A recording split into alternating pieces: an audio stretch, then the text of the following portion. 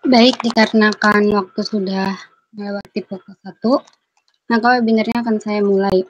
Sebelumnya mohon konfirmasinya apakah suara saya terdengar?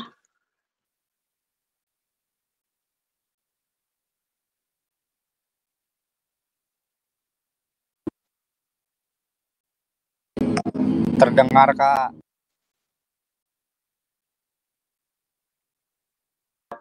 Baik, terima kasih atas konfirmasinya.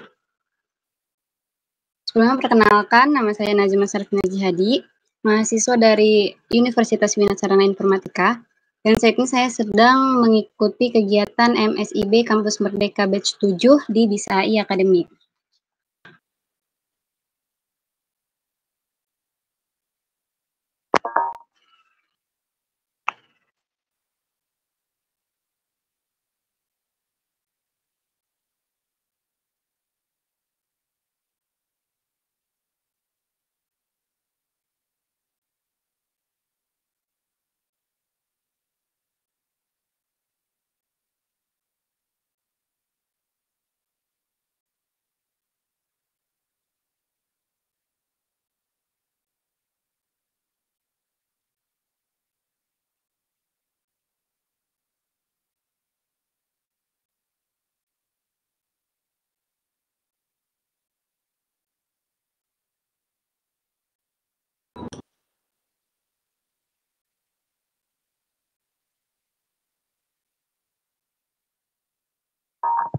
Oh iya, terima kasih Kak Dimas sudah mengonfirmasi.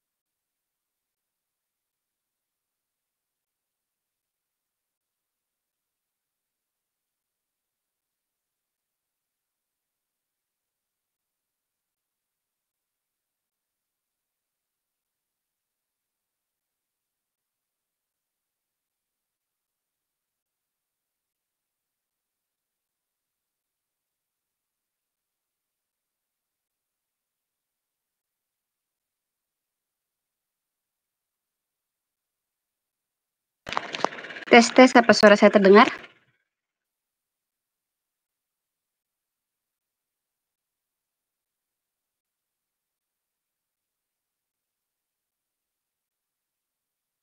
Halo? Terdengar, Kak.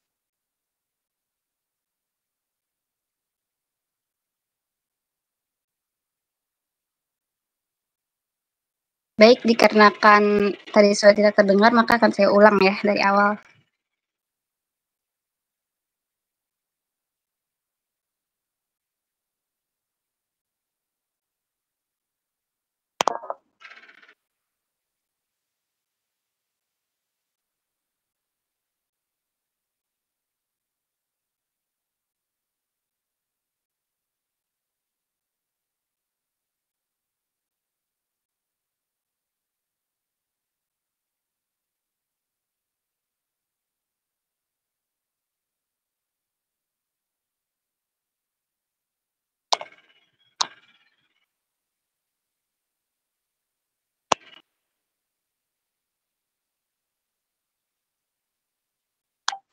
Dalam sesi ini saya akan membahas tentang machine learning, salah satu topik yang paling menarik di teknologi saat ini.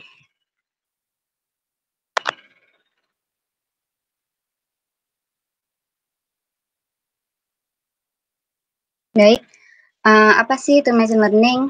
Machine learning atau ML adalah cabang dari kecerdasan buatan, yaitu artificial intelligence, yang memungkinkan komputer untuk belajar dari data dan membuat keputusan tanpa diprogram secara eksplisit. Dengan ML, komputer dapat mengenali pola dan membuat prediksi berdasarkan data yang telah dipelajari.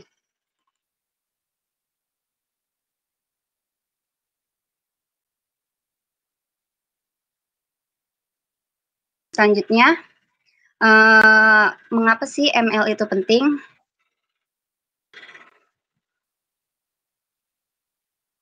Yang pertama, ada otomatisasi, mengurangi kebutuhan intervensi manusia dalam proses pengambilan keputusan. Machine learning ini memungkinkan kita untuk mengurangi kebutuhan intervensi manusia dalam proses pengambilan keputusan dengan algoritma yang canggih. Sistem ini dapat belajar dari data dan membuat keputusan secara mandiri. Ini tidak hanya untuk menghemat waktu, tapi juga mengurangi kemungkinan kesalahan manusia. Misalnya itu dalam industri keuangan. Machine learning ini digunakan untuk mendeteksi penipuan secara otomatis, sehingga meningkatkan efisiensi dan keamanan. Selanjutnya kita akan membahas analisis data besar. Membantu dalam menganalisis dan menaik informasi dari dataset besar yang sulit dikelola secara manual. Di era digital saat ini kita dihadapkan pada volume data yang sangat besar dan kompleks. Menganalisis dataset ini secara manual adalah tugas yang hampir tidak mungkin. Nah, disinilah machine learning itu berperan penting. Dengan teknik analisis yang canggih, machine learning dapat membantu kita menarik informasi berharga dari data besar tersebut. Misalnya dalam pemasaran, perusahaan dapat menganalisis perilaku konsumen untuk mengidentifikasi tren dan preferensi yang dapat meningkatkan strategi penjualan mereka. Selanjutnya yang terakhir, kita lihat aspek dari inovasi. Memungkinkan pengembangan aplikasi baru seperti asisten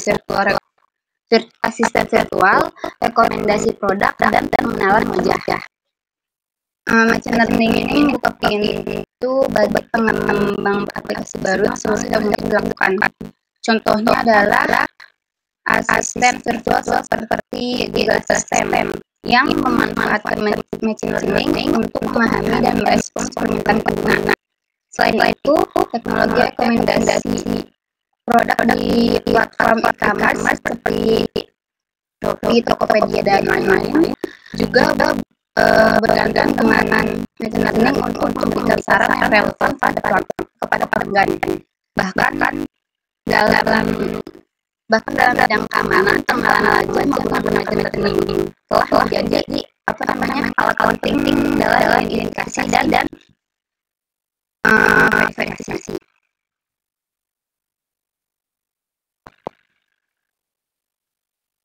Selanjutnya adalah jenis-jenis dari machine learning. Yang pertama ada belajar awasi atau supervised learning. Definisinya adalah model dilatih menggunakan data yang sudah label. Label ini berupa pada informasi yang menunjukkan kategori atau hasil yang diinginkan dari data tersebut.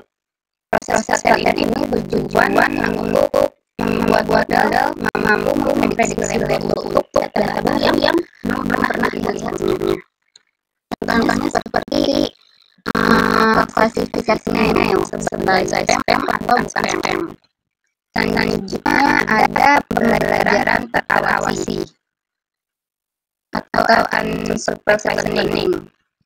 Definisinya adalah model dilatih menggunakan dataset label untuk menemukan pola atau struktur. Contohnya segmentasi pelanggan berdasarkan perilaku pembelian. Ini artinya adalah data digunakan untuk melatih model tidak diberi kategori atau klasifikasi sebelumnya. Tujuan utama dari pembelajaran terawas ini untuk menemukan pola, struktur, atau hubungan yang tersembunyi dalam data tersebut. Dan terakhir ada pembelajaran penguatan atau reinforcement learning. Definisinya, model belajar melalui interaksi dengan lingkungan dan menerima umpan balik berupa reward atau punishment. Dalam RL ini atau reinforcement learning ini, agen beroperasi dalam suatu lingkungan dan mengambil tindakan dengan tujuan untuk memaksimalkan suatu reward yang diterima seiring waktu. Umpan balik yang diterima oleh agen berupa reward atau punishment berdasarkan tindakan yang diambil. Contohnya pelatihan robot untuk menyelesaikan tugas tertentu.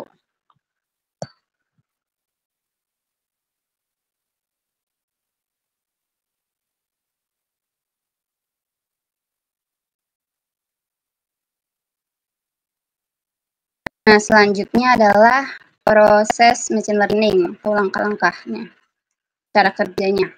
Yang pertama adalah pengumpulan data. Proses pertama dalam ML ini untuk mengumpulkan data yang relevan untuk masalah yang ingin diselesaikan. Data ini bisa berupa gambar, angka, atau teks, atau informasi lainnya yang relevan. Selanjutnya yang kedua, ada pra-pemrosesan data. Membersihkan dan memformat data agar siap digunakan. Jadi setelah mengumpulkan data, langkah selanjutnya ini untuk membersihkan dan memformat. Ini termasuk untuk menghapus data yang tidak relevan atau memperbaiki kesalahan dalam data agar model ML dapat belajar dengan efektif. Langkah ketiga ada pemilihan model. Selanjutnya ini kita milih algoritma ML yang sesuai untuk analisis. Ada berbagai jenis model seperti regresi, pohon keputusan, dan jaringan saraf. Pilihan model tergantung pada jenis data dan tujuan analisis. Yang keempat, pelatihan model. Kita melatih model menggunakan data pelatihan.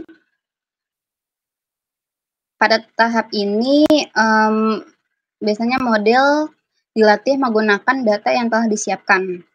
Model belajar dari pola-pola dalam data dan mengembangkan algoritma untuk membuat suatu prediksi. Yang kelima, ada evaluasi model. Menguji model dengan data baru untuk menilai kinerjanya. Setelah pelatihan, modelnya dievaluasi untuk mengukur seberapa baik kinerjanya. Ini dilakukan dengan menggunakan data uji yang belum pernah dilihat oleh model sebelumnya. Yang terakhir adalah implementasi. Kita menggunakan model untuk membuat prediksi atau keputusan di dunia nyata. Setelah model dievaluasi dan disempurnakan, kita dapat mengimplementasikannya untuk membuat prediksi berdasarkan data baru.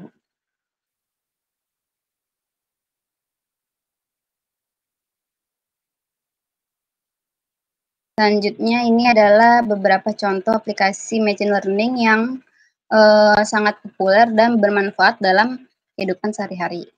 Contohnya seperti aplikasi dalam bidang kesehatan untuk mendiagnosis penyakit berdasarkan gejala dan riwayat medis. Kemudian ada aplikasi keuangan untuk memprediksi risiko kredit dan mendeteksi penipuan. Aplikasi e-commerce untuk memberikan rekomendasi produk kepada pelanggan berdasarkan perilaku belanja mereka. Kemudian aplikasi transportasi untuk mengoptimalkan rute pengiriman untuk diefisiensi waktu dan biaya.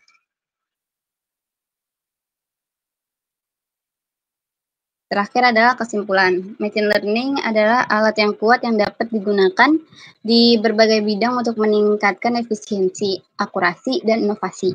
Dengan pemahaman dasar ini, Anda dapat mulai menjelajahi lebih dalam tentang bagaimana machine learning dapat diterapkan dalam kehidupan sehari-hari.